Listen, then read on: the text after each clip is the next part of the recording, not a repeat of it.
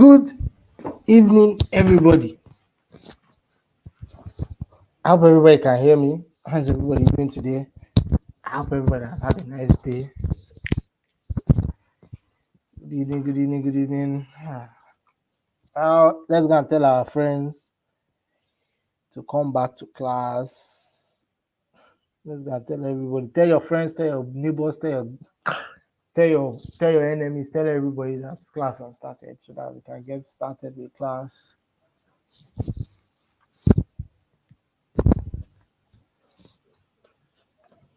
I hope everybody is doing well. Yes, let's welcome back our identity doctor. He wasn't feeling well, but he's back now, which is good.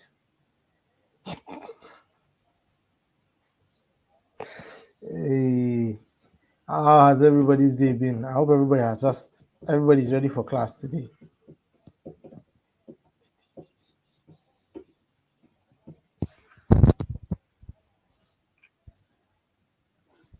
Are we all ready? Let's see everybody that is coming in. I'm seeing all my familiar faces back in class. Welcome back. Good evening, everyone.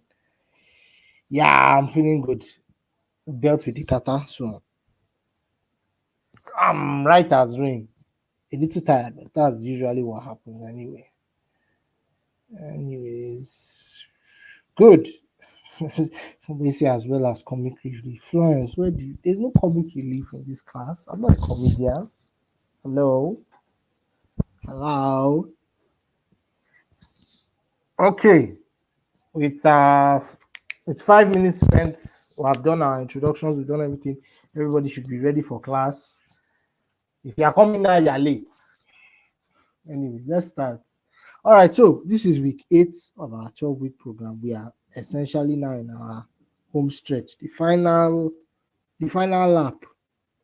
So we took the introduction of website copywriting. We did just the general broad strokes of website copywriting. And so today we're going to talk about homepage and landing page copy. Then on Thursday, we'll talk about product descriptions, call to action writing, and then copy editing, and then we call it a night. Right. So let's get straight into today's class, because like I said yesterday, today's class is going to be very long because we have a lot to cover. The whole everything that you need to learn is coming from today's class. Homepage and landing page copy is very, very technical. So let's just get straight into it, right? Yeah, let's do that. Right, so today we're going to learn what homepage and landing page copy is. We're going to learn the key differences between a homepage and a landing page. Then we'll learn about the fundamental elements of effective landing page copy. So we're focusing much on landing pages because that's kind of where the marketing is done. When somebody is designing a homepage, there might not be a lot of marketing input there. There might just be a lot of information to keep whoever is on the page to know where next they need to go to do what they need to do. But as you see, the landing page is very different. And that's like, as a copywriter, that's where you are going to be able to flex your muscles, especially when you have 3 or 4 landing pages to make. So we'll talk about everything and we'll get into it. But like I said, today we are talking about the fundamentals of writing homepage and landing page copy. So let's get straight into it. Now, in digital marketing, a landing page is a standalone web page created specifically for a marketing or advertising campaign. It's where a visitor lands after they click on a link in an email, an ad, or ads from Google, Bing, YouTube, Facebook, Twitter, everywhere, wherever you are directed, wherever you're shepherd. What is it, shepherd? Wherever you've been told, okay, you need to go to this place, you need to go here. That's kind of where landing pages is, and it's from the name. The name is kind of self-explanatory. It's a landing page. It is where you drop to first before they move you somewhere else. So a great example of a landing page would be what? Well, off the top of my head, I don't even have very good examples of landing pages in my head, but we've all, and in one way or the other, experienced a landing page. Like I said, the landing page is just kind of where companies, marketing campaigns, everybody, they send you to a landing page because they want you to disperse from there to go somewhere else and do something else. So a landing page could be taking you to an Amazon web store. A landing page could be taking you to a Facebook page. A landing page could be taking you anywhere, really. It could take you to, it could even take you to someone else's homepage. Because from my explanation, a landing page is just like, it's your place of transition. You come to a landing page just to go somewhere else. You don't come there to really do anything, to get any information. Either you come there to sign up and you're taken to another website, or you come there, you click on another link, you click on another image, you click on something else to take you somewhere else, right? Unlike web pages, which typically have many goals and encourage exploration, landing pages are designed with a single focus or goal, known as a call to action, or CAT for short. We're going to cover call to actions on Thursday, but it is always good to have the basic idea of what a landing page is and what a call to action is, right? So there's a single focus. They want you to do something on the page. They don't want you to stay on the landing page and look at the pictures or look at the images or stay and read a bunch of things. They want you to come to the landing page and almost as quickly as you come in, move somewhere else. It's a funnel. The landing page is a funnel. You climb on, you land, you get into a landing page and they're funneling you somewhere else. Right. Now, it's this focus that makes landing pages the best option for increasing conversion rates of your marketing campaigns and lowering your cost of acquiring a lead or sale. Here's where landing pages might fit into your marketing funnel. So let's take a look at what a marketing funnel is. Now, whenever you're designing a campaign goal, your marketing funnel is where it's how you want the user or the person interacting with your call to action to go through. So you can funnel them in from Facebook, Twitter, Instagram, Google, emails. You funnel them in.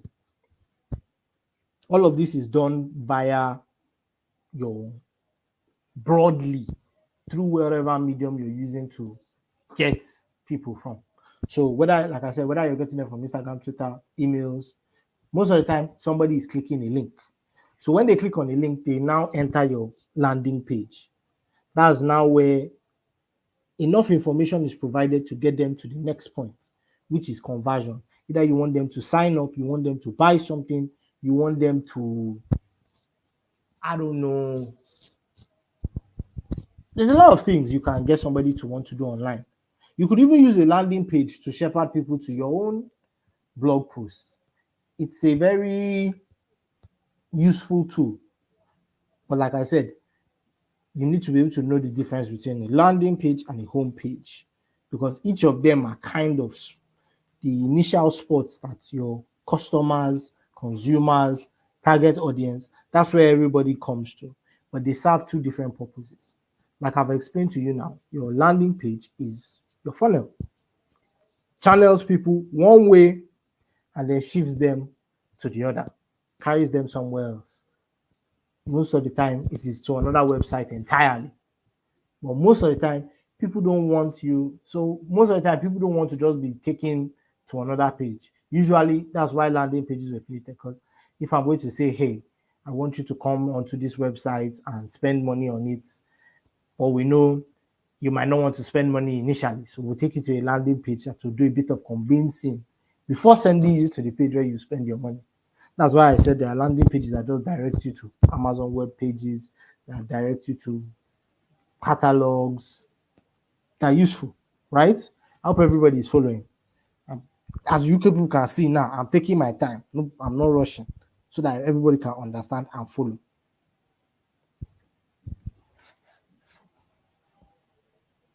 Okay, so as you can see, the landing page exists after prospects at the top of the funnel click a link in an email, in an ad, email, or anywhere else from the web.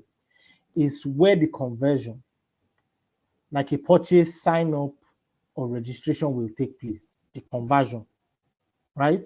On the other hand, a home page is the default or front page of a site. It is the first page that visitors see when they load a URL. Web managers can control the home page as a way of directing the user experience. Do you see the thing here? That keyword there is the user experience. On a landing page, they don't really care what you do on the page. They just care that you're moving to the place they want you to go to. It's your first bus stop, right? Your first bus stop before moving to the next place. On a home page, they care about the user experience because that's essentially you have reached your destination with a home page. You've gotten there and you want them to say, okay, what else can you do on this place, right? The home page is the front door. You open, you go in, and then you get to see all the other things, but you're still specifically on that web page, right? I hope we're all following. You are still on that URL. When you're on a home page, wherever you click a link or you click on an item, you click on something that takes you to somewhere else, you're still within that URL. It's just another page on the website. But as for things like but for the landing page, you kind of are taking somewhere else. Half of the time, 50% of the time, if you land on a landing page that is talking about politics, right? You could easily be taken to another page that's trying to sell you a politician's memorabilia, right? Landing pages don't really have anything specific they're talking about. They're legit just trying to get you to the next spot. Home pages are located in the root directory of the website. Many home pages act as a virtual directory for a site. They provide top-level menus where visitors can go deep into various areas of the site. For instance, a typical website has a home page with menu items like about, contact, products, services, press, or news. That's what you can get from a home page. There's a lot of information about the thing you are on. If you're on the home page for a company, say the company is selling shoes, usually they will have the about page, they will have a contact page, they will have their products page, they have their services page, they will have a lot of things all in service of that website. Now, the product section is where you buy the shoes, but the home page allows you to, know a little bit about the company. So a company that sells shoes will have their own website, like Nike. Nike will have its website. Nike has their website. They'll show you their shoes. They'll show you a little bit about the history of Nike. There's different things there. But Nike will also have several landing pages that they've put on ads that will direct you straight to where you can make purchases. So a landing page will direct you to where you can make a purchase. A landing page will direct you to the catalog.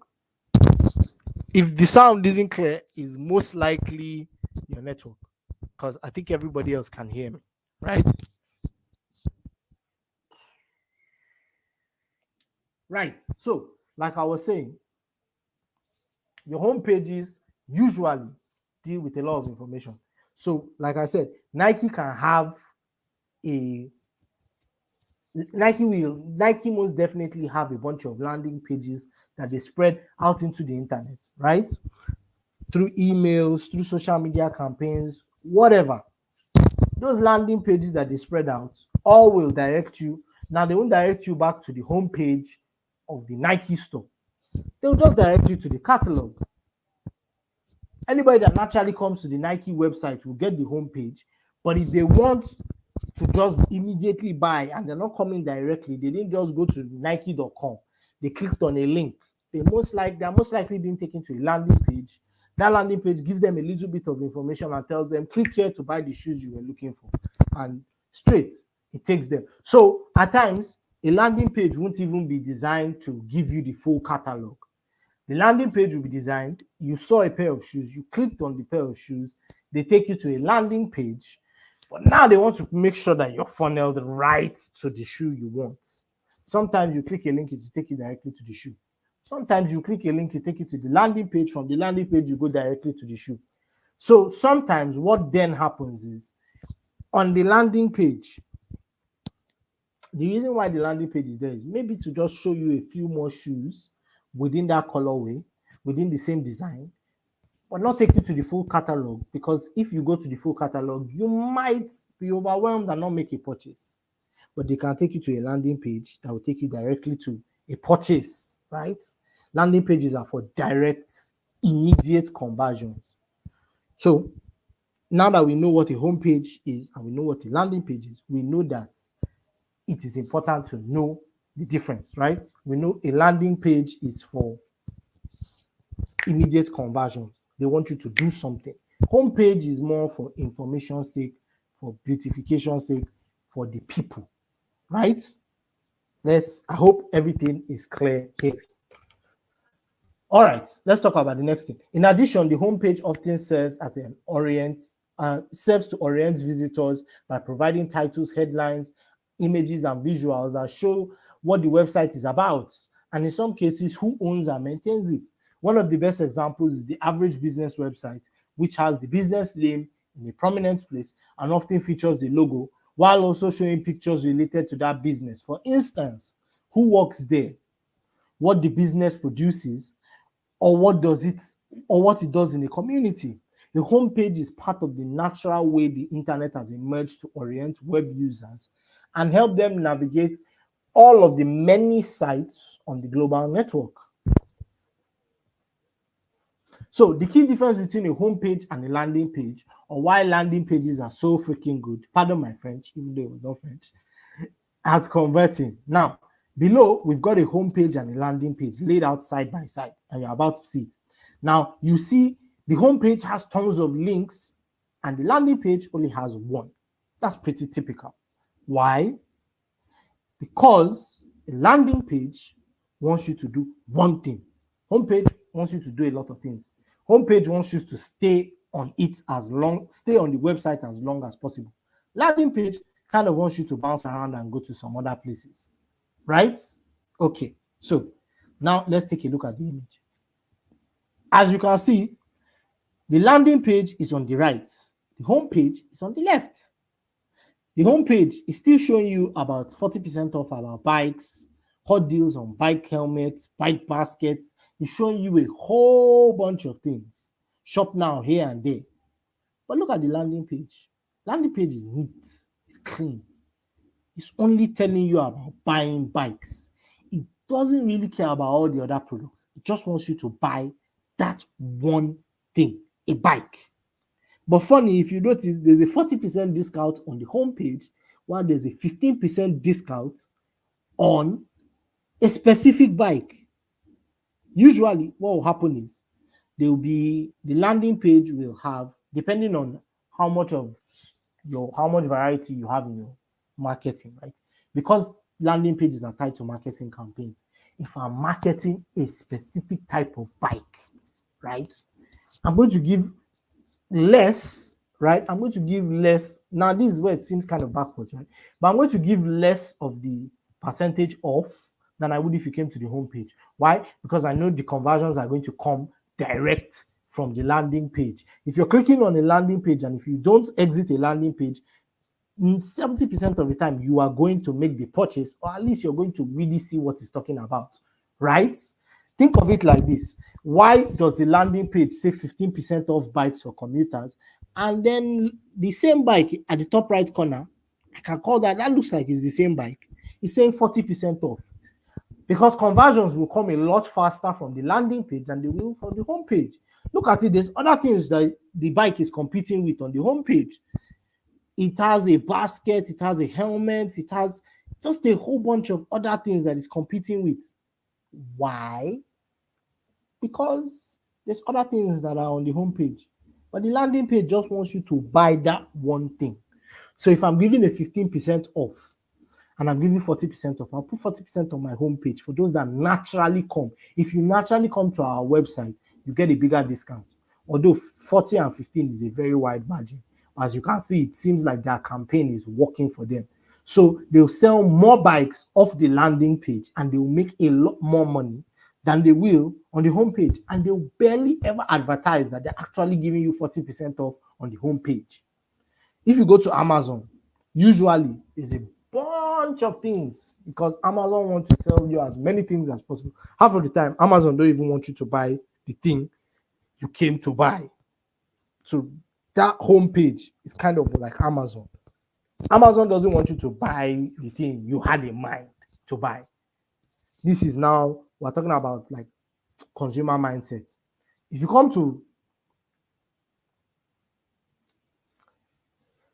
landing page, is the one on the, okay, wait, it depends though. Okay, so instead of saying left and right, the landing page is the neat one that just has 15% good on the right. The home page has a lot more stuff on it. There's deals, there's hot, and I've been explaining that the landing page, if you look at it from a logical standpoint, why does the landing page say 15% off bikes while on the homepage they're selling 40% off? Because chances are, if people are coming to the landing page directly, they're coming to buy the bike, right? So give them 15% off rather than giving them 40% off, because you'll make a lot more money because you know a good portion of your market is coming directly into the 15% section, right? So that's the best kind of explanation to me. And I was giving an example with Amazon, and I said Amazon is the best example for a homepage because Amazon don't really want you to buy the thing you came to buy. That's why they don't have like just one place where you can buy the things you want from. They will give you a wide array, very wide, very broad, right? So on that, they give you a wide assortment. Why? Because they don't want you to remember what you came to buy. They want you to buy something else and then remember, oh, I came to buy something, and then you now buy it. So you've ended up buying two things. That's what the essence of a homepage is. Homepage, you might not even end up buying anything, but you're on the site. But the hope is that you come, I wanted to buy a bicycle. Oh, 40% off. But the basket is also 30% off. Oh, I'll just buy the bicycle and I'll buy the basket and I'll buy some more other things. Or I'll look at everything and be like, I came to buy a bicycle, but there's a lot of things here and I'm not really sure what I want to buy anymore. And then you leave. Difference between homepage, landing page. Landing page is direct. It needs you to do something specific. So let's look at the explanation underneath. While the homepage has dozens of potential distractions, you can basically call them leaks instead of links. The landing page is super focused. Having fewer links on your landing page increases conversions, as there are fewer tantalizing clickables, which will carry visitors away from the call to action. That's why expert marketers always use a dedicated landing page as the destination for their traffic. That was why I said the 15% off is on the landing page, because you know you will make a lot more money, because a lot of people will sell off those bikes. A lot of people will buy more bicycles from the landing page than they will on your homepage. Think about it like this. If I'm giving 40% off a 10,000 naira bicycle, right? I am making 60,000. I'm making 6,000 naira on every bicycle, but that's on my homepage. So 100 people will come, 10 people will come and buy from my homepage. That's 60K. My landing page will get 50 people, and inside those 50 people, maybe 5 people buy bicycles. We've already made more than 10 people buying, because it's a 15% discount. So think about it. 10 people on the homepage bought bicycles at 6K. That's 60,000. 5 people, and I'm going to bring out my calculator just to be sure, but it's because of conversion. It's because of conversion, right? So let me do some quick math and be sure about my math, right? 5 times 5 people by 85 is what? Oh, you've not actually made the same amount, but your hope and expectation is that 10 people will buy. And if 10 people buy 85, that's 8,500. But the belief is that less people come to your homepage. So the expectation is that if 10 people come on your homepage, you're hoping that 50 people come on your landing page. Yeah. And Jumia does the same thing. Jumia is very, very notorious for that, right? So the homepage looks amazing. It shows off the brand, lets people explore a range of products, and offers additional info about the company and its values.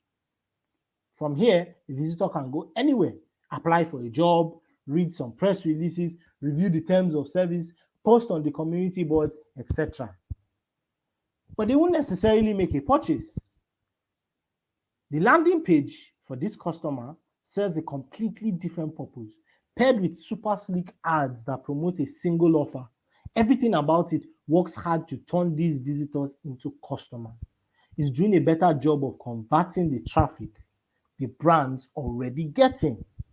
That's the power of landing pages. If you want to dive further into the difference between home pages and landing pages and which situations they are suited for, you can always come in. We can now dive in. So what are the different types of landing pages? You see a lot of variation out there depending on the specifics of the business and whether you're looking for leads, sign-ups, or sales. But here are the main types of pages you see. So we have lead generating landing pages, also called lead gen pages. Lead capture pages or squeeze pages, right? Also called lead gen pages, lead capture pages, or squeeze pages. These use a form as their call to action. This form almost always collects leads data, like the names and email address of visitors. Right? Now, B2B marketers and companies selling high-ticket items use this type of landing page to build a list of prospective customers. So, lead-generating landing pages don't want you to buy something. They want to collect your data. So, they'll tell you, write your name. A good lead-generating landing page at times is signing up to a newsletter. Newsletter is not a landing page in essence, but it is doing the same thing. It's trying to generate leads because it wants data, right? So high-end sales, high-end marketers, they want prospective customers. So they sometimes offer something free, like an ebook or a webinar in exchange for your contact info. This one, the people that are most guilty of this one is HubSpot Academy. HubSpot will tell you, will give you a free manual, will give you a free book, will give you a free ebook. Just write your details down. And when they have your details, they will bombard you with marketing info. Jesus, it's unbelievable. But that's how they do it. E-commerce brands also use these pages for list building, or offering free shipping or special deals too. So click here or come to the landing page. The landing page will give you 10% off, but with free shipping. Or put your details down first. And you put your details down. When they have you, they've caught you. So a good example of lead gen landing pages include ebook landing pages. If you offer a valuable educational resource like a research report or a how-to guide, prospects are often more than willing to fork over their contact information. Webinar landing pages. You can put on a free webinar about a topic your customers want to learn about and use a landing page to collect registrations, right? Click-through landing pages, frequently used by e-commerce and SaaS or software as a service marketers. Click-through pages go straight for sales or subscriptions. They typically use a simple button for the call to action that either starts the checkout process or completes a transaction similar to the App Store. So frequently used by e-commerce click-through landing pages, right? Click-through landing pages are used a lot by e-commerce or sales as a software marketers. Now, click-through pages go straight for sales or subscriptions. they typically use a simple button for the call to action that either starts the checkout process or completes the transaction, similar to the App Store. So think about it like this. When Netflix are advertising, they take you straight to their landing page where you can sign up, register, and immediately start watching once they have your card details. It's the same thing. Canva do it. Anything that usually makes use of a subscription based model, or they want to sell something immediately, you just see it, buy now, you're missing out, buy now, buy now, buy now, or sign up now, register now, subscribe now. That's click through. There's just one link, there's barely anything else on the page. It's just like, do this action now. So click-through landing pages can take different forms, including e-commerce landing pages. By devoting an entire page to showcase the features, benefits, and images of your product, you can bring your users closer to a buying decision. Sign-up landing pages encourages users to take the first step on their journey by signing up for a free trial or subscription with your service. Sales landing pages. So sign-up landing pages are tips. If you're lost, just start following from now. They ask questions at the end. But we're just talking about the different kinds of landing pages available, right? So we'll sign up landing pages now. And they encourage users to take the first step. A good example of a sign up landing page, right? And a lot of, like I said, Canva, anything that has a subscription model, they usually push this one first, because what they want to do is just get your card details, right? They say, get 2 weeks free, take a 2-week free trial, put your card details. Then we hope that you forget that we've taken your card details, and then 2 weeks later, we'll just bill you. And then you'll be like, oh my God, I wish I had known. And then you'll be like, oh, well, I'm already enjoying the service, I might as well keep using it. And then before you know it, month on month, they just keep collecting your money. Not right? So encourage users to take the first step on their journey by signing up to a free trial, subscription with a service, subscription with your service, right? Or a subscription with your service. Sales landing pages. Now, sales landing pages are all about getting people to make a purchase, answering the exact question, and highlighting the key benefits to get them to convert. Landing page copy improves the more customers see themselves in it. Rethink and revise your landing page by building it around 3 elements. Now we're talking about the rule of 3 again, for those of us that can notice, right?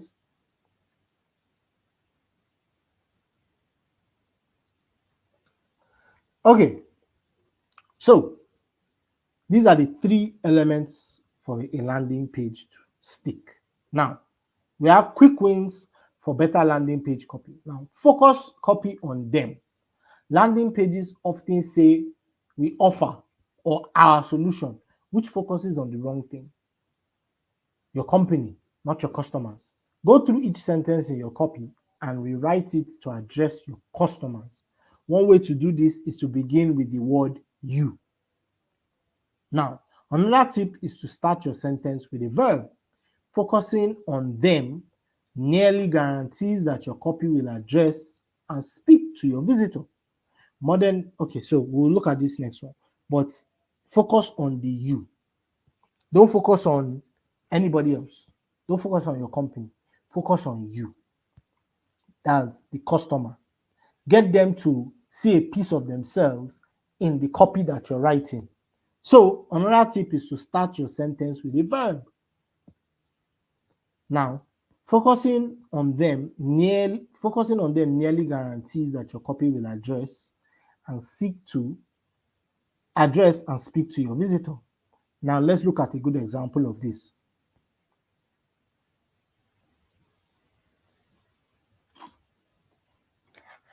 Now, modern fertility. Want kids one day, whether you're years away from kids or thinking about trying soon, will guide you through the fertility homepage, the fertility hormones, and other things you have in our opinion box. Make your plan. Do you see there? Make your plan. Just quickly tick on it so that we can get your information and create a plan for you. See? This is it. There's other stuff there, how it works, the science, their blog, make your plan, sign. But the most important thing, the thing that is drawing your attention is want kids one day, and then they give you small gist. So this is the copy. Want kids one day, and they say whether you're whether you're a long way away from kids or thinking about trying soon, will guide you through the fertility journey, and they'll give you your options to have options. So let's look at the next slide. Now, the only possible exception to leading with you is your copy. Oh God, I've done this mistake again. The only possible exception to leading with you in your copy is if you're a service business, where prospects want to see what you do differently as the service provider. That's often expressed as we language, but it doesn't have to be. It just very often is, right? And a pattern, texture, and shine to a block of copy. Add a pattern, texture, and shine to a block of copy. Accurate, succinct, and grammatically correct copy can still feel flat. So add patterns, textures, and shine. Patterns, textures, and shine can add another dimension to your copy, making it more engaging and memorable. Here is how. I'm not going to sign up because I don't want kids at the moment. And fertility, that page was definitely not designed for men, right? Let's move on from that. So, how do you apply a pattern to a sentence? Patterns may be used to subtly reference a logo or map out a theme. Take a logistics company that transports goods by railway. Perhaps it not only wants to deliver a message, but also stimulate a train with a pattern of evenly spaced dots in a horizontal line. To mimic that visual, write the landing page copy to link only words of similar length, such as 3 or 4 letter words. So let me break this down. You're a logistics company that runs its products via train. The best way to do it is to link your words with 3 or 4 letter words. So here would be a good example. Here at Home Train Logistics, we only give the best. We only give the best. It's kind of janky, but you get what I mean. When you're really into the meat and potatoes of copywriting, and especially landing page copy, you take your time to devise what your structure is going to look like. So applying a pattern sentence only works when you feel it works, when it doesn't feel janky or made up to you. Now vary your sentence length and formatting to create texture. This is one that I do. I've done it consistently throughout our whole class on email copywriting. I've varied, even in general, all throughout our classes, but mainly this our last class we had. I varied the way the sentences came. Some sentences were very short, proceeded by a very long sentence. After that, it was another very short sentence. It works to provide texture. It allows the person reading it to kind of find it interesting. It looks a little scattered, but it makes the reading easy because you have something short, then you have something long, right? So texture can make copy feel conversational, natural, and engaging. To create texture, write a smooth, polished sentence and juxtapose it with a more staccato sentence. So that's more broken apart, right? More shorter. Throw in some short sentences, more, and maybe one more. And then add a sentence that goes a lot longer using clauses to lure your reader along. Clauses are those corners I was telling you about. I know in my last class I was telling you guys the best way to write copy is to get your customer thinking there's always something just around the corner. So you can use a clause to lure your customer in. Then stop. The result, texture. So let's go back and you guys will see texture at work. Look at this. Is this a good one? There was no class last week, Thursday. There was class last week, Thursday. I don't know why I always keep reading those comments immediately. All right, so look at this. Sign up landing pages. If you notice, it was long, then it stopped. It was long, then it stopped. It's kind of to create a flow that allows the reader kind of break up his reading, right? It just kind of makes the person that is interested in your reading feel like there's a conversation being had, where it's long and then it was short. It's long and then it's short. Don't always do it because it kind of doesn't really fit. It also doesn't always help. Like I said, everything is on a case-by-case basis and is always done in order to make sure that you that is reading it, you that is writing it. Oh yeah, actually, I wasn't teaching you guys on Thursday. Right? So use it in a way that best suits you. Like I said, you don't want to make it look like you're just making things up on the go.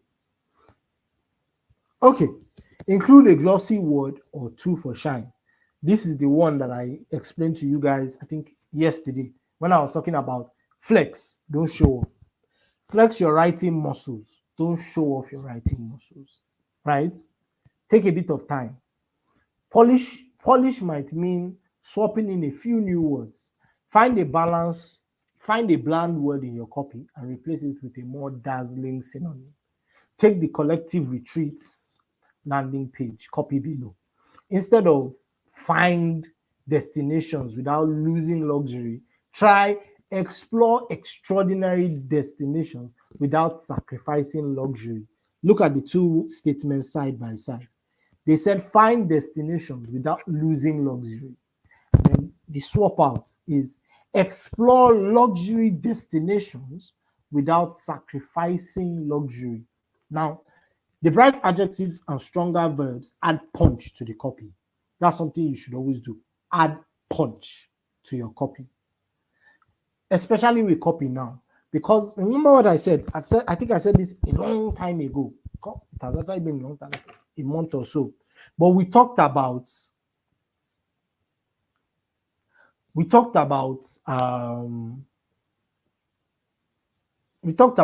people having very short attention span. They're like primary 5 students. They know quite a bit, but their attention span is very short, right? So with content writing, it's easy to have very long form content that kind of, you don't want to bog down your reader with very big English and big grammar because your content is quite long. If you do that, you lose your reader, you alienate your reader. But in cases where the reader is not your writing copy, it can be shorter, it can be short form. So it's a lot easier, right? It's a lot easier to do. Before you know what's going on, you've put your content out, you've put your copy out, you've punched it up with a bit of fancy words. It's short. The person doesn't have to read 2 or 3. You don't have to read 2 or 3. They are not reading like 5 or 6 or 10 lines. They're just reading 2 or 3 lines. And you can use those big grammar just to flex your writing muscles, right? Define objections with an even if clause. Even if you don't understand anything from today's class, just understand one thing.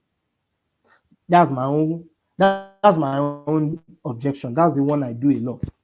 Even if you don't understand anything.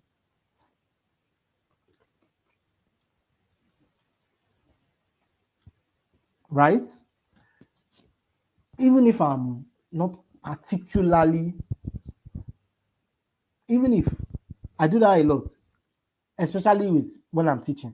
Even if you don't understand anything, pastors do that one too. Even if you don't take anything away from this service or this sermon, just take one thing. It helps, right? If you can anticipate what might keep someone from believing your claim or assertion, undercut that opposition by acknowledging it. It's possible you might not understand a lot of what I'm teaching today, but even if you don't understand what I'm teaching, just take this one thing away. I do that a lot. And that's copying. That's copy in action. right? Undercut that opposition by acknowledging it. I'll hint that you understand that. It will hint that you understand their fear, uncertainty, and doubt, and suggest that your solution takes those considerations into account. The formula is simple. Claim, even if the objection. A very simple example is be creative, even if you're not creative. Let's stick with my own example again. Even some of you might not understand anything from this class. Even if you don't understand anything, just take one thing away from this class, right? The claim, be creative, even if you're not creative. Even if you might not be able to learn anything today because of rain or Tinubu or T-Pain, but even if you can't, take one thing away from this, right? So that's a good example. But another example, like they said, is be creative, even if you're not creative. Be strong, even if you don't feel strong. Be positive, even if you don't feel positive. Eli, be positive about your exam, even if they showed you shaky. Do you get? Okay, so limit each sentence to one idea. Sentences carry a lot of information, but your reader cannot. Primary 5 students. Your readers depend on periods, question marks, and even exclamation marks to give their brains a short rest. Just enough for a reprieve to absorb information before moving on. The more you help readers with information digestion, the more appetite they'll have to read on. The key, this is a very foolish thing to say, but this is what makes sense. The key to putting on weight is to eat small, dotted across the day. Now, that kind of, you'll be like, wait, how are we talking about putting on weight? Now, here is the point, right? The more you help your readers with information digestion, the more appetite they will have to read on. If you want your readers to enjoy all that you're providing for them, take the time to provide it in short bursts.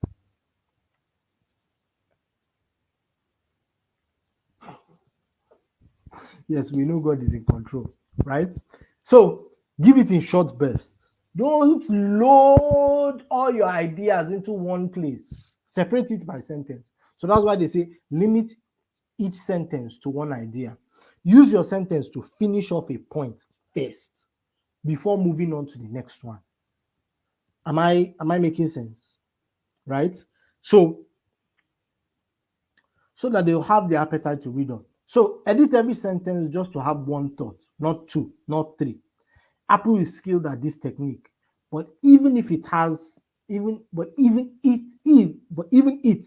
opportunities. Let's look at Apple. Take this copy for Apple TV 4K. Most of the sentences don't qualify as sentences, but they absolutely follow the rules. Here's the one that doesn't.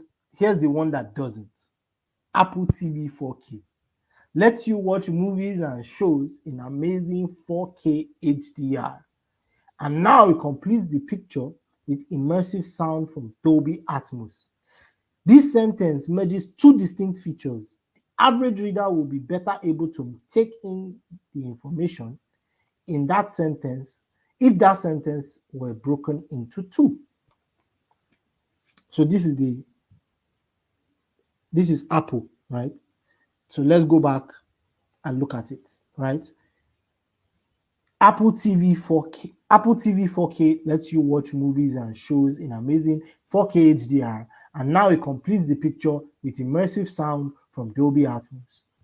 This sentence has now joined two things. Remember, there's no comma in this sentence, there's only dashes, and dashes immediately move you to the next sentence.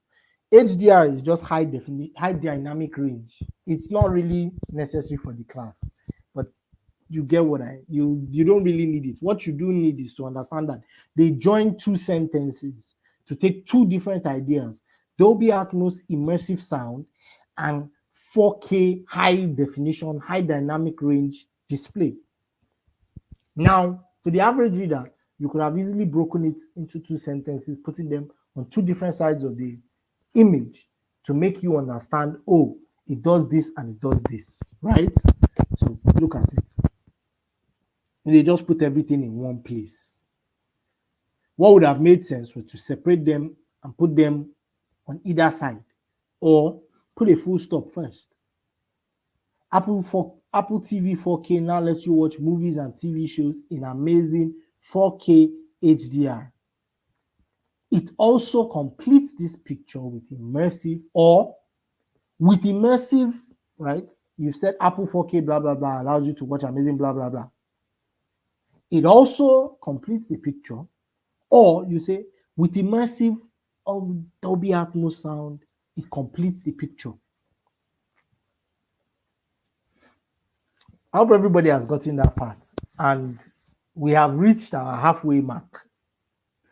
I think we'll go on a break in like 5 minutes time, right?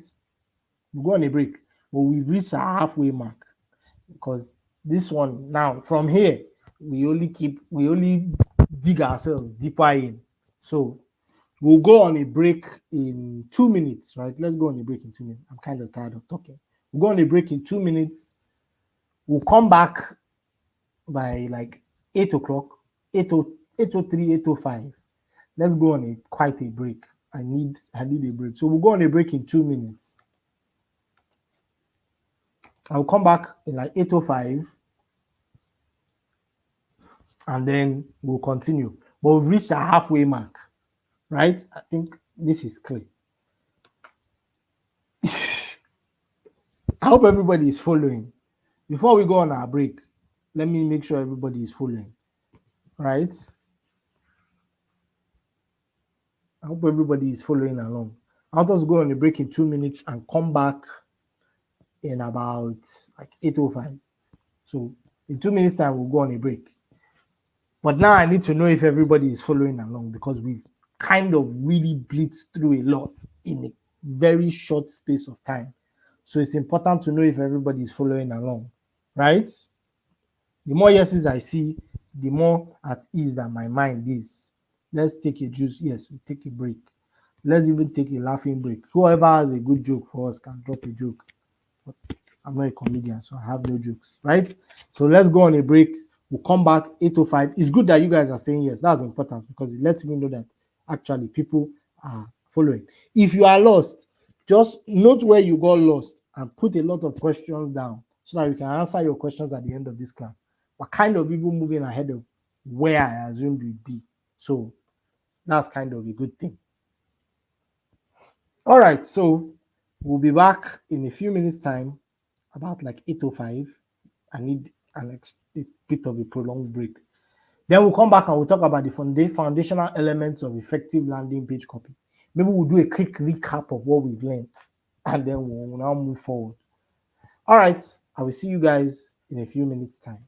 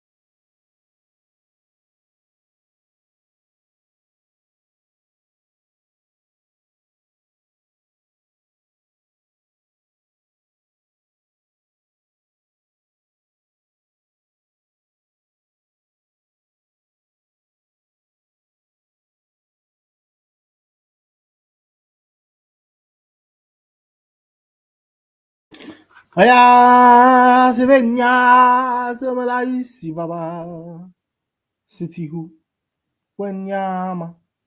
Look at me making noise like I don't know we're having class. All right, everybody, come back, come back. People shall sign your attendance. It's time for class. It's time for class. Let's go, let's go, let's go, let's go. Let's go, let's go, let's go, let's go, let's go. We have class, we have class.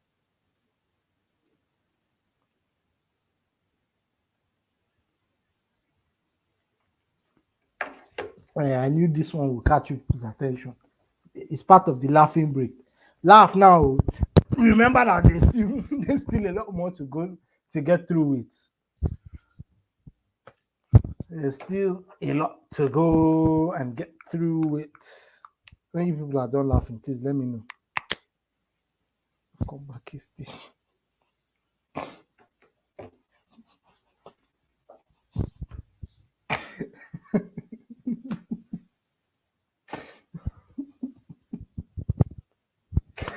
Okay, let's get back to class. Let's get back to class. Only God knows what possessed me to say that. But hey, here we are. All right, all right. Let's do a quick recap of whoa. There's a lot of slides. I don't know if we can do a quick recap. Shall, but let's talk about some of the things we've gone through. Only some of the more important things. Right? I'm going to skip through some things, but let's just start with what a landing page is. So quickly, we've already come here. Okay, so in digital marketing, a landing page is a standalone web page. This is for those that are lost too. If you're not lost, you can just take a few minutes ahead. Right? Just take a few minutes and wait for us. So a landing page is a standalone web page created specifically for a marketing or advertising campaign.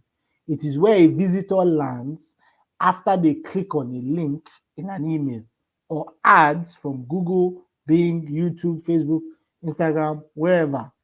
Unlike web pages, which typically have many goals and encourage exploration, landing pages are designed with a single focus or goal, known as the call to action. They want you to do something immediately. I don't have any tea to give anybody. Let's focus on class, I beg. So, on the other hand, a home page is the default or front page of a site. It is the first page that the visitors see when they load up a URL. Web managers can control the home page as a way of directing the user experience. Home pages are located in the root directory of a website. Many home pages act as a virtual directory for a site. They provide top-level menus where visitors can go deeper into various areas of the site. For instance, a typical website has a home page with menu items like about, contact, products, services, press, or news. Now, the reason why there's a lot of discussion around landing pages is because a home page is when you're writing copy for a home page, there's a lot of marketing that is involved. Half of the time, the person in charge of the company, the website, maybe the communications director, who might not want to waste his time writing all of these things, will tell you, hey, please write this thing. Here's a bit of the information you need. Just make sure it's in good shape. After that, I'm gone, right? So that's the main thing. So the key difference between a home page and a landing page is that a home page has a lot of things going on with it. There's a lot of information. That's the key word you use. Information. When you're talking about a home page, you're talking about information. When you're talking about bear with me. When you're talking about a landing page, you are talking about conversion. Information, conversion. Information does not necessarily lead to conversion. You can give somebody all the information about the product that they want to buy and they will not buy it. But if you want to convert, you will tell them as many things as you need to tell them just to get them to buy. You might not even tell them that where the shoe is made from. You might not tell them how the shoe was made, what products came together to build the shoe. You shall tell them the shoe was designed by this designer and it was the last shoe he ever designed before he quietly disappeared. Maybe he was kidnapped, that kind of thing. You are not necessarily giving information. You are giving enough. You're giving just enough.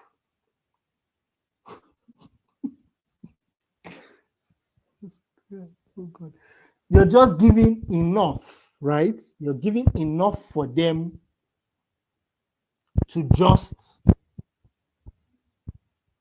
want to buy the item. That's essentially what a landing page is. A landing page just wants you to convert, sign up, register, buy, all manner. There's so many things you can do, but landing pages just want you to get something done. While home pages will give you a lot of information. Now, before our time is fast spent, we took a quick look at home pages on the left, landing page on the right. Landing page doesn't have a lot of information, just wants you to buy. That's why the only place for buy now is right there. If you were me, I'd have made the buy now a lot bigger. Maybe I'd have reduced a lot of the other things there, increase the 15% off, because hell, I might just put the 15% off, put the buy now right underneath it, and put the bike by the side and just say 15% off. Look at the bike, buy now. That's it. But there's a lot of other things. It's not just to buy, right? Sometimes you might want to get information, you might want to get data. That's why we talked about the different kinds of landing pages. There's landing pages that generate leads, so they just want your information. There are landing pages that just want to, get click-throughs, which can allow somebody to buy something. There are landing pages that just want you to sign up, register, right? So everything depends on what the client is asking for or what you are asking for. Pertaining to you are asking for, I do have to commend a good number of you. Going through your assignments, I've been very impressed. Like I said, I showed you people a few of the assignments, but I've been going through, I'm almost halfway through all of people's submissions for that week 6 assignment on the branding, right? You guys are really good. You guys have really tried. I've been impressed with a lot of you, right? I just needed to come out and say that you guys are really, really good. Now, let's continue back to our work. I've done the praising. Let's go back to work. So we've talked about the quick wins you can use to get your landing page copy out there, right? And we talked about applying a pattern to a sentence. We talked about adding texture. By adding texture, we're talking about, shifting around the focus of the sentence, making it, in a way that makes people think it's a conversation they're having. Breaking up your sentence to short and long. So varying the length of your sentence, that adds texture. Adding gloss by, putting some razzmatazz. Let me use that word, some razzmatazz on your copy. Now you can flex, right? Then define with an even if clause, and that's where we now said Eli. Even if they've shown you shaking in the exam hall, you still pass. You get right. So we've done all of that. Let's now move to another important section. This is now we are at our halfway stage, so we might blaze a little bit more, right? Okay. So the foundational elements of effective landing page copy. First, the spoiler. Landing page copy is never done. Like your company, it will and should evolve over time. It's an iterative process and can always be improved. There are hundreds of copywriting formulas, many of them documented here, right? We've documented a good number of them. But the different formulas can help you craft a headline, draft bullets, or structure a call to action. But if you don't have the fundamentals down, the improvement will be incremental and not game changing. So copy for a high performing landing page has three foundational qualities. One, it delivers a convincing first impression of the company or the startup. We're talking about the three key fundamental qualities or foundational qualities of copywriting for a landing page. Remember what I said. Now, we are, what's the English? What's the best way to put this? We're still on the rule of 3. And I'm showing you the 3 most important foundational qualities of copywriting for high performing, high converting copywriting for landing pages. Now, it delivers a convincing first impression of the startup. At a fundamental level, this involves direct, specific, and grammatically correct copy. That level of precision and professionalism sets expectation and raises the bar for future engagements with the company's product and team. 2, it considers the maturity of the market. Every market, like every company, is in its own unique stage of development. Companies in highly mature markets can use short copy because most visitors already get the ins and outs of the solution or category. Disposable razors, for example. I know everything that I need to know about a disposable razor. You just need to convince me to buy it. You don't need to tell me the history of disposable razors. You don't need to tell me the history of Henry Gillette. I don't need that. I already know these things. Now, this focus should be on product differentials, the brand story, and who is using it. If a market is still emerging, let's talk about crypto back then. Even crypto right now, there's a lot of angles to crypto that make you people still not really entirely associate with it. But customers likely need more information because the company is not only educating about its solution, but also helping define the category more broadly. So if you're dealing in an emerging market, you want to give as much information as possible. You want to lead your audience on a journey because most of them are lost as it is. They don't know a lot about what you're telling them. So it's a lot easier for them to just say, well, maybe I can just stick with this guy and he'll teach us what we need to know, right? So educating your audience is very important when you're dealing with an emerging market. So, like I said, everything is on a case-by-case basis. Depending on who you're writing for, you will kind of know what stage their market is in. If you're writing for Apple, everybody knows everything about Apple. That's why Apple can get away with some marketing campaigns that really just will say, think different or be different. And that's it. That's the campaign for Apple. While if you're dealing with like techno will still use Davido and they'll talk, or Mattel. Mattel is not the biggest, it's not the biggest alcoholic brand out there. So they use Davido to do a lot of the marketing and sell just to make sure people are kind of invested in it, right? But if you look at it actually, Mattel is a very good example. When they first came out, is it branding? No, it's what is it again? It's not brandy, it's Scotch. Is it Scotch? Whatever it is. But when they started their ad campaigns with Davido did a lot of explanation. Davido did a lot of he called Mattel's name so many times. But after some time, their campaigns begin to slow down. Whiskey, thank you. You people always come to the rescue. Mattel is a brand of whiskey, right? And as I was saying, Davido did a lot of explaining. Now, he wasn't explaining necessarily about like giving their history, but there was a lot of times where he'd say, the feel is smooth, blah, blah, blah. It is this, it is that. Because he was kind of telling you about it because it's a new brand. Then as they've gained dominance in the market, they've begun to shift their marketing now. And they say they really don't even care about the most recent one I saw was one with Buju. And they didn't really talk about the drink anymore. They were really just talking about like Buju empowering him and his guys, right? And how they've made it in the industry. How does that really have anything to do with Mattel? Then they'll now say, empowering creativity. Bam. And they move on. Because now they have market dominance. So the market is more mature. So everybody really does kind of know what it is. So the copy is kind of different because there's no more explanation, right? Okay, let's go.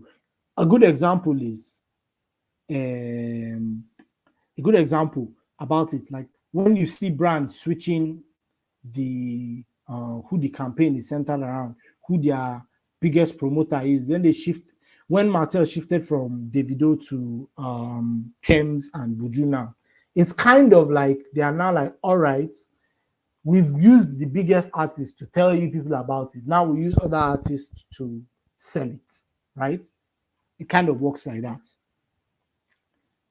Now, it reflects the customer stage of awareness. Effective landing page copy mirrors customer comprehension, which is layered and includes how well the customer understands the challenge the company addresses, e.g. data privacy, what's at stake, personal data or compliance, the changing landscape, example, GDPR, and tools that help, a specific product. So in short, great copy demonstrates a company's grasp of how aware customers are of the market, its pain points, its potential solutions.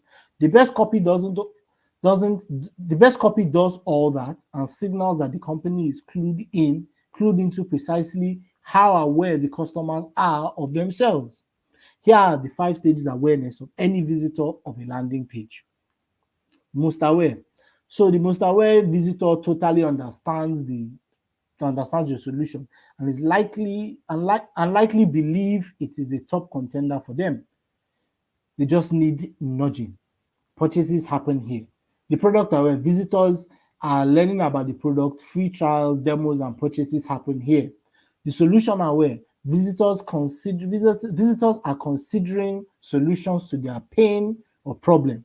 Problem aware visitors are feeling pain and dealing with a problem. Then the unaware visitors haven't experienced a need that would drive them to the solution. So all of these 5 stages kind of explain the different kinds of people that come to landing pages. The most aware person knows exactly everything about your product and they really just want to buy. You just need to give them a bit of a push. People that are product aware know about your product or they want to learn about your product. So you use free trials and demos and purchases as well happen here. Visitors, those are the people that are solution aware, they now know that they are aware they have they are considering the solutions to their problem. The problem aware are the ones that are feeling that, oh, there is a problem. And then the unaware are the visitors who haven't experienced anything about your product. They are brand new. Tier leader customers are the hardest ones to make sales to because you need to convince. Everybody else gets easier the higher up you go. Now, landing page copy reflects the customer if you can answer yes to the following questions. Is the language accessible and does it mirror a visitor stage of awareness? Let me repeat this thing so that you guys can get it. Landing page copy reflects this specific customer if they can answer or if you can answer yes to the following questions. Is the language accessible? And does it mirror a visitor stage of awareness? This is what you should be asking yourself when you're writing copy. Does the copy move them from where they are to where they want to be? Are visitors prompted to take action once they become product aware or most aware? Look at it again. Landing page copy reflects the customer if you can answer yes to the following questions. When you're writing copy, look at it like this, right? Is the language accessible? Me that wants to buy, do I understand what this person is writing? If it's yes, move forward. Does it mirror a visitor stage of awareness? If you're writing for your most aware, your language can be, if you've heard of in-jokes, right? Anybody that knows what an in-joke is, usually that's a joke amongst just a certain set of people. So if you have your most aware customers coming to your landing page, you can use in statements, in jokes that only them will understand because well, we're part of this group. They know what we're talking about. Does the copy move them from where they are to where they want to be? If I know I have a problem, does your copy get me to thinking about looking at your product as the solution? And then are visitors prompted to take action when they become product aware or most aware? Your copy is wasted if at the end you don't tell them to sign up, buy, or, move on along this process, right? That's fine. Let's continue. Now, the elements of a landing page in action. Now, every landing page should deliver a convincing first impression, consider the maturity of the market, and reflect the customer stage of awareness. The best way to see how the absence or presence of these elements alter a landing page is to review real life examples. So, with the three foundational elements in mind, I've evaluated the landing pages of two companies because I do not want us to sleep here. I know we've been here already a while. Two companies, just so you can get a feel of how the elements should interact. So let's go with number one. First impression. Make an accurate, trust building and lasting introduction. The company we are looking at is Capwing. What does it do? It's a modern editor for videos, GIFs, and images. Landing page challenge. Copy that is short but vague. Now, the fix to apply is to get specific. But first, let's look at what's next. So this is the page. And as we've said, the page is kind of vague. It's not making a very lasting impression. While the image right there of the guy, like his mind is blown, kind of makes me laugh and wants me intrigued, there isn't anything specific for me to get from it. So let's look at the analysis. Now, the headline, creativity made easy. You say, yeah, okay. The headline, creativity made easy, raises the question, are people who'd use this solution not creative? The phrase suggests that it's hard for your audience to be creative. Is that true? If you're creative, if your audience finds it hard to be creative, then this is the product for them. Creativity made easy. Now, the page falls victim to the myth that copy must be kept short at all costs. Many startups write 3 or 4 word headlines that try to say everything. It reduces the elevator pitch to a hiccup. Has anybody heard of what an elevator pitch is? It's kind of not really necessary, but because we're here, some people might actually be kind of, what does elevator pitch mean? Before everybody might say yes or so, no, let me just explain what an elevator pitch is. An elevator pitch is, think of it as a scenario. If I am entering the elevator with Dangote right now, it's only 2 of us. And an elevator ride might take just 10 seconds before we get to the floor that he can get off.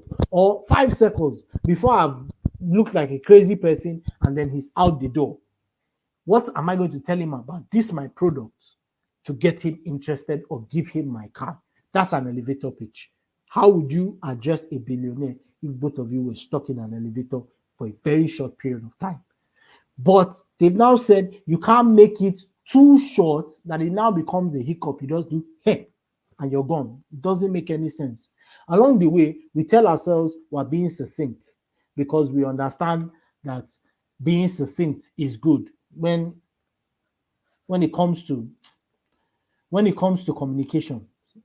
Is it really? Is it really? Come on, you have to think about it. If you're making your information too short, you've not really told anybody anything. That's why when we talked about content creation, we said it's important that you also do long-form content creation because you need to tell your audience about what you're giving to them. Are we on the same page?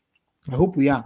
Does everybody understand where we are? Because we're moving quick, but time has been fast spent. I hope everybody is following along. Does everybody understand?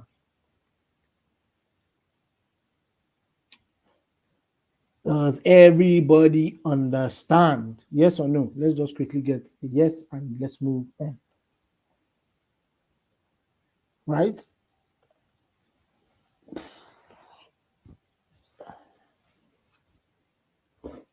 Okay, good.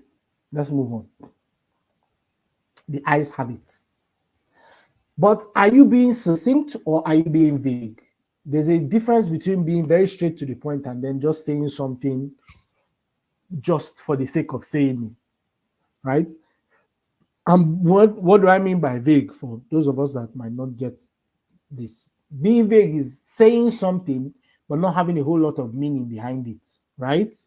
Now, when you're being vague, you're describing something, but you're not giving a lot of information out. So you can give short information, but there has to be information that has passed along, right? Worse, are you sacrificing a clear message for a short one?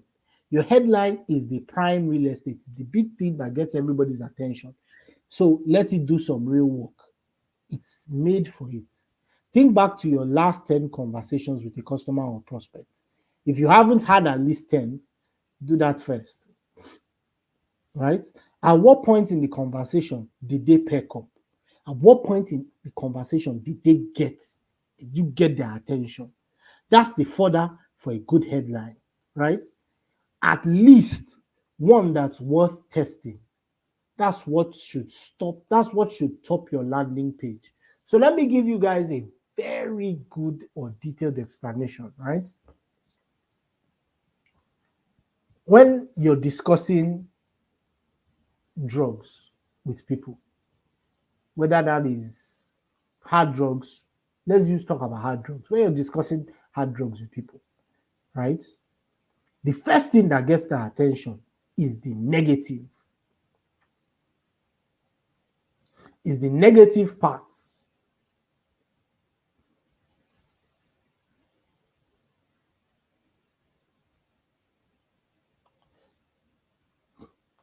It's the negative parts, right? When you're telling somebody, when you're trying to get their attention, it's the negative. When you start telling people about the hazardous part of doing drugs, immediately you get their attention. They're like, yeah, this guy knows what he's talking about, right? Now, with headlines, don't take rich, nuanced feedback from customers and whittle it down to the smallest possible version. Instead, listen, write down what you hear and put it on a page. You can clean it up so it's on brand and persuasive, but it shouldn't be boiled down to the least bits.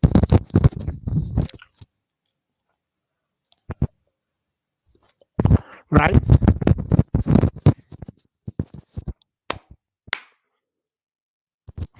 Nigeria.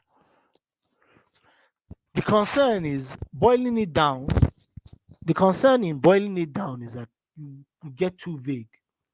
Capwing's tools run the Capwing's tools run the gamut. They make memes, add subtitles to videos, create montages, and more.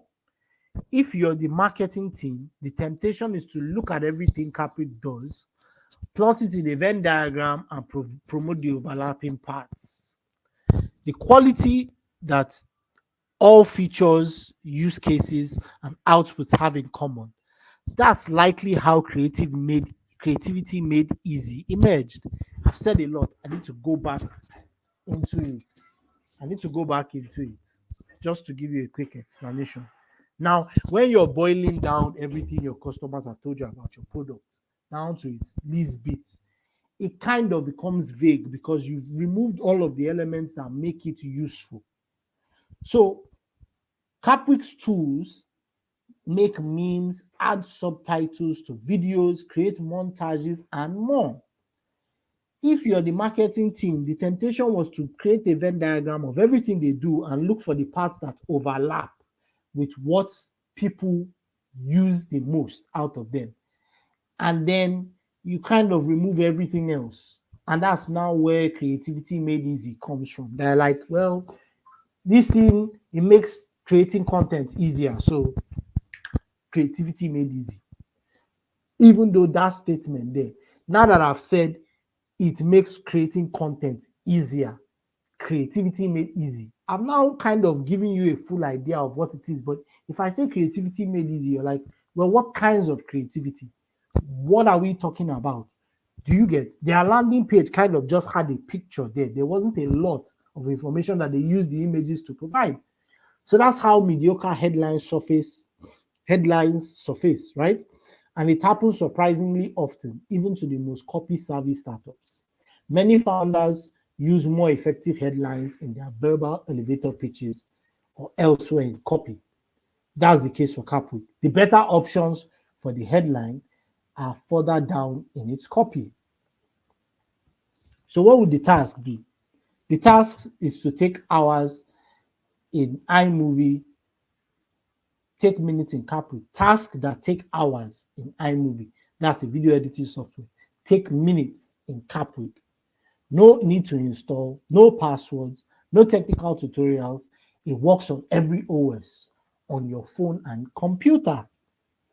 Or bring on the means. Creative jobs that take hours in iMovie, they are really highlighting one of their key competitors. iMovie just takes minutes in Capwing. Capwing. I was been saying Capwing. Can you imagine?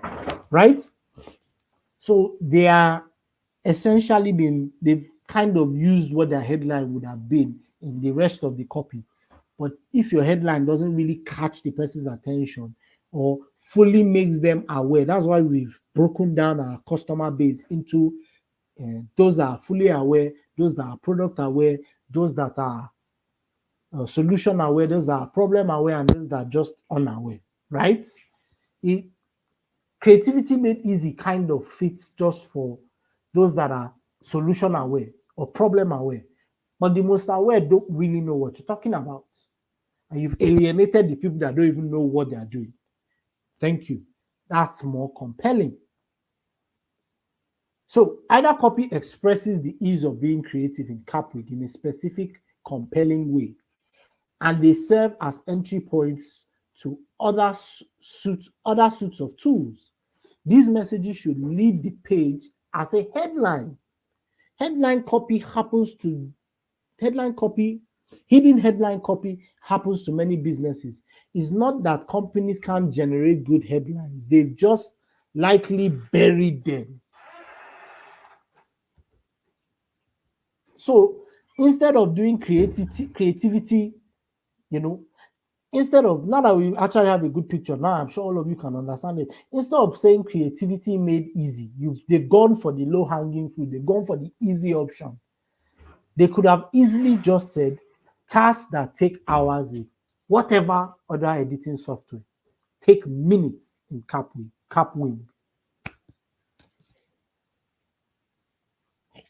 Right?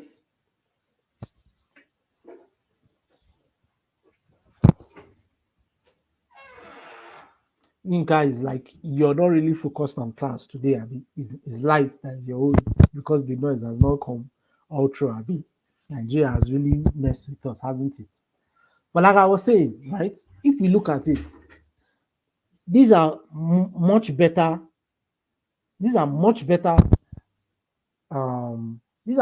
headlines. Look at this one. No installs, no password, no technical tutorials. It works on every OS on your phone and your computer. This one, it now feeds into audiences that maybe you want to create content, but you don't have a lot of space on your phone or on your laptop. No install, no passwords. Maybe you always forget your passwords when you sign in. No technical tutorials. A lot of people, when they open Adobe Premiere Pro, the first thing they notice is that I don't know what I'm doing here, so I might as well just go and, watch a YouTube video. And that slows down the creative process. But on Capwing, they've given you all the tools in a very quick and easy manner. But they've now boiled everything down to, creativity made easy. But what are we creating? Are we creating only memes? Are we creating content? Are we just creating written content? You gotta give the crowd, you gotta give your audience something to attach to,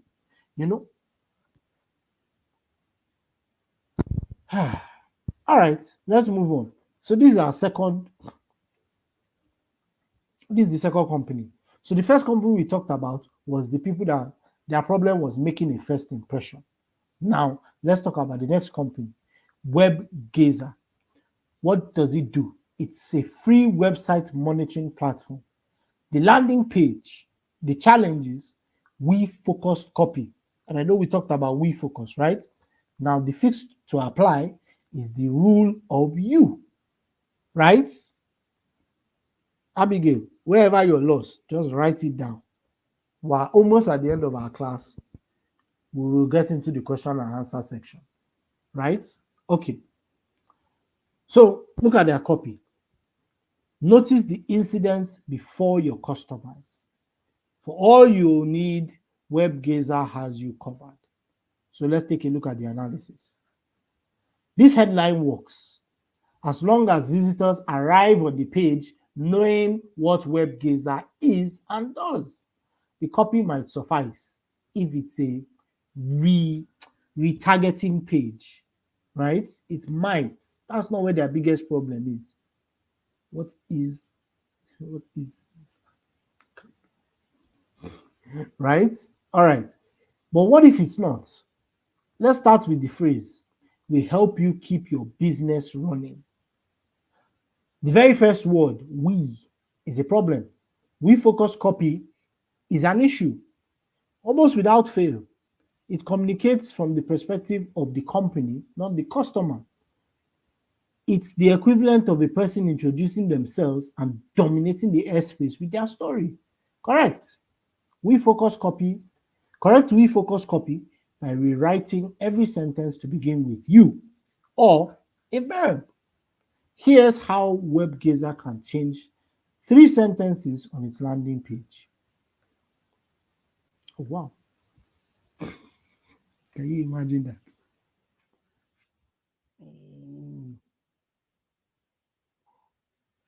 Let's quickly finish this thing. Give me a second.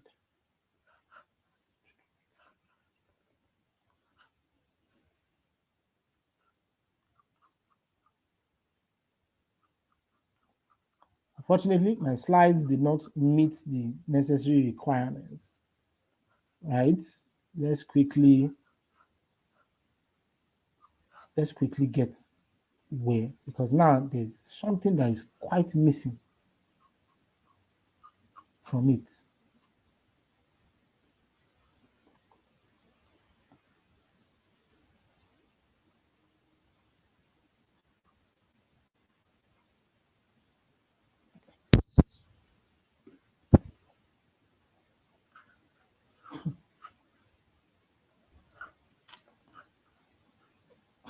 Because this class, it doesn't seem, so I don't see wrong. Okay, so we can change their copy by rewriting every sentence to begin with the word you or a verb. So here's how it would work. Let's go back to their page. Right? Notice the incidents before your customers. That's kind of works. Keep your business running without interruption.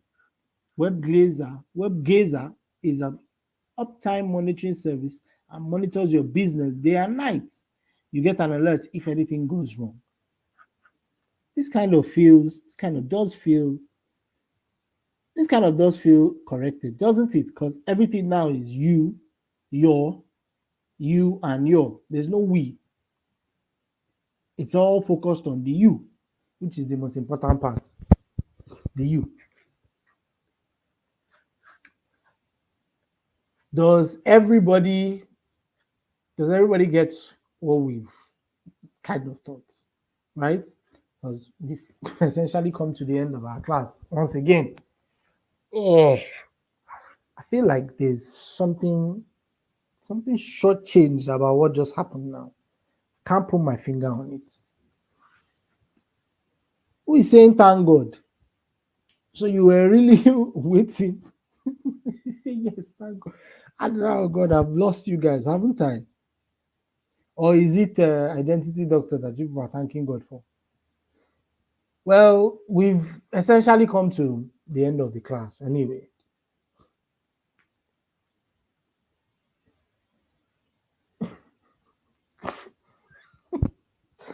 Oh, ask your questions now. This is the best time to kind of get through with it. Today's lesson felt really long. Yes, it was kind of long, unexpectedly long.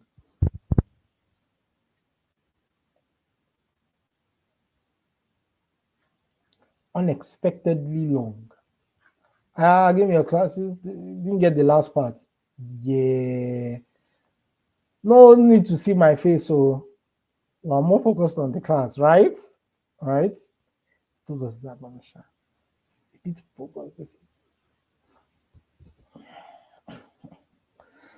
the part where you said we should always use you, right? Okay.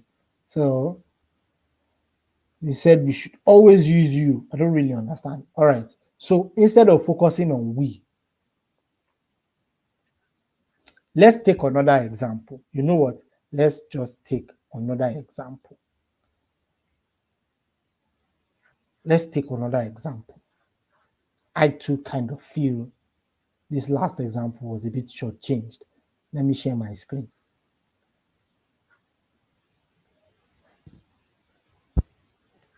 Okay, let's look at another company. The company name is Number.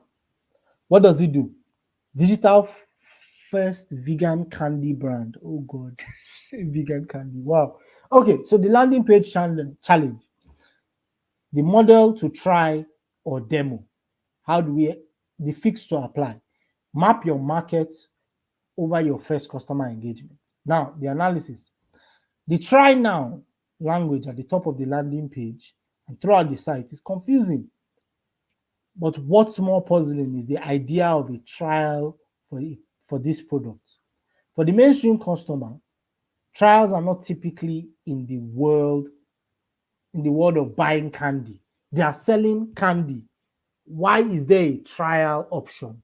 Why are we telling you people try now? Why are we offering you a trial? By offering a trial, you've effectively taken a super sophisticated market of buyers, people who would have bought the candy, understanding buying candy, and you just want to get vegan candy, and you've introduced doubt. Suddenly, visitors are asking small questions that escalate into bigger ones. What does a trial mean in the world of buying candy? Try food that is shipped to me. Do I ship it back? Will I get a sample of a full-size product? Wait, is this a subscription? I have to work to get out. Like, is this a subscription? I have to work to get out of. Do I even want spicy candy? And just like that, they are gone. Your visitors go from wanting to give this spicy vegan candy a shot to hitting the back button and feeling the relief that they've gotten out of there as quick as they did. Now, Numbers Copy has a new challenge. It needs to deal with the problem of prospective customers not understanding the trial model for a food item. So here's how they can do that. First, know that you have to address the problem, but you don't have to go into great detail to address it. After all, this is a $5 treat or a $15 investment in sugar. Second, ask, what's the easiest, quickest way to address the problem? Often, it's in naming. Sometimes product features are better explained by renaming them, and pricing tiers are better. Sometimes product features are better explained by renaming them, and pricing tiers are better explained by relabeling each tier. In this case, the trial may be better grouped by renaming it to sample pack or sampler. Now, the call to action would become any of the following. Get the sampler, sample number, sample it. Number should keep the new language consistent throughout each product page and check out to avoid further confusion. Any startup that offers demos or trials to win customers should craft their copy with not only their customer, but their existing market in mind. The market part of the product or market fit also matters. That's a much better example.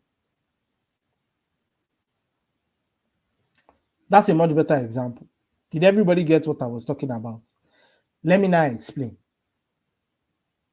The product in this case was delving into selling spicy candy, but they said try now. You can't use try now. You can't use try now when you're talking about a product that is online, because you're giving the the thoughts of, oh, are we going to only try it now? What are we? You can't try now because you can't get it immediately. You can order. So you say sample now, sample it, take a sample, get a sample of it. Does everybody understand, or have I really just lost everybody in this thing? Now would be the best time to ask as many questions as possible so that we can, get through with this. Ask your questions so that I can answer them. Can a home page redirect you? Can a home what? Sorry, Sophia, which one is can a home page redirect you to a home page? Are you talking about can a landing page redirect you to a home page? In that case, yes. Let me see everybody's questions. Right? How can we tailor our copy to cater for the different levels of visitors? That's by understanding what different levels they are at.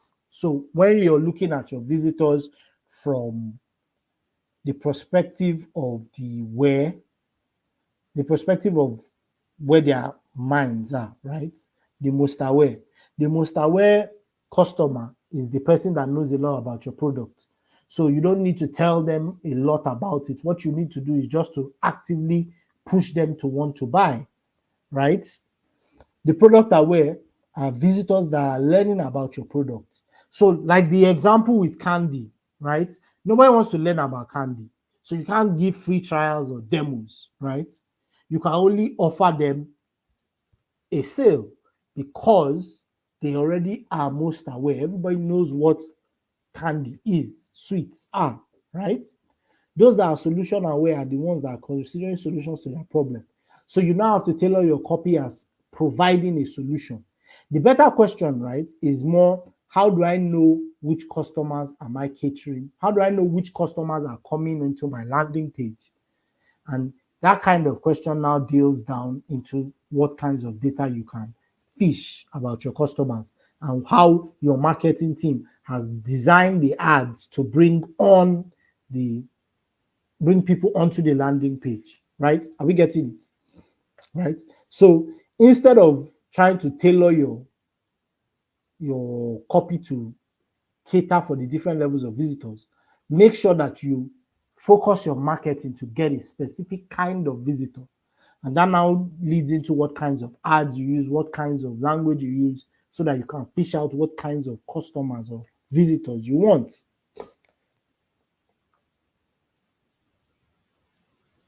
How many words should we use for the heading? Like I just explained now, it's not always about being short. It's about what information are you passing clearly. So in this case, right, take your headline, right? When you're about to write your headline, don't take it in isolation. Take it as a function of a whole thing and say to yourself, okay, what information can I pass in the shortest way to make sure that my customers know exactly what I'm talking about, especially if you're dealing with a lot of unaware customers. If you're dealing with a lot of unaware customers, you can't just say creativity made easy. It begs more questions than provides answers. So that should be a good rule of thumb. Whenever you're creating a headline for your copy, does it create more questions than answers, or does it create more answers to their question, right?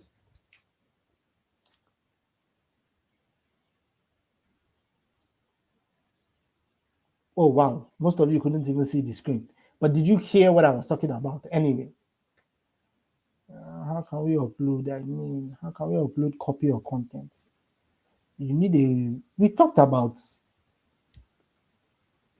and now this kind of feels missed because now now that I'm going through and I'm seeing that you guys couldn't see the screen, it kind of defeats the purpose, doesn't it? Can the copy for headlines on a landing page apply to graphic design like a poster? Yes, it can. That keeps everything like organized and consistent. See, for those of you that can't see my screen, let's just leave it. In the next class, I'm going to take that example again and put it in. The most, while we're still here anyway, right, can throw more light on the foundational elements of a landing page. The foundational elements of a landing page are is it convincing in the first impression? When you're providing the first impression, that the person that comes, do you catch their attention and do you keep their attention? Next is, do you consider the maturity of your market? Do people know a lot about your market? That was when I was now giving the example of Martell, right? If your market is very emerging or your product is very new, you'd want to tell people about your product a lot. You do a lot of the heavy lifting. But when your market is mature, you don't really need to tell them a lot about it. Then we now talked about what customer mind states are they? Are they aware, most aware, product aware, solution aware, problem aware? Do we get that part?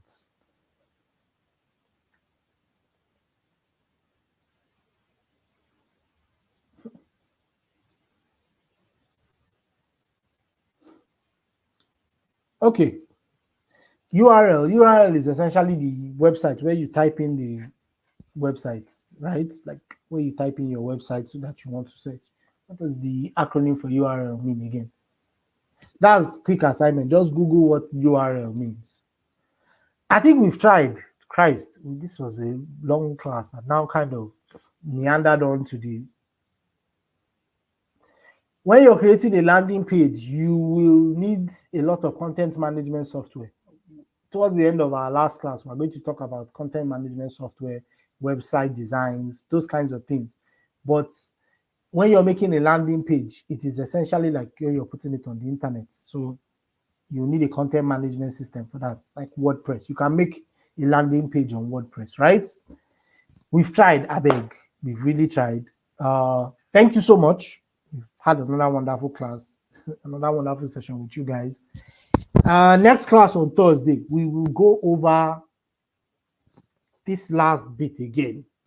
It feels like everybody's kind of lost, and instead of keeping everybody lost, we'll come back again on Thursday and we'll go over it one more time, then we'll move on to the next topic, right?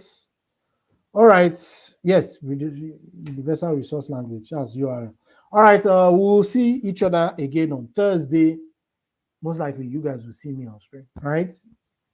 All right, good night, everybody. Thank you very much for being in class today. We will see each other again on Thursday. All right. Bye-bye, everybody. Good night. Enjoy yourselves. Enjoy the rest of your day.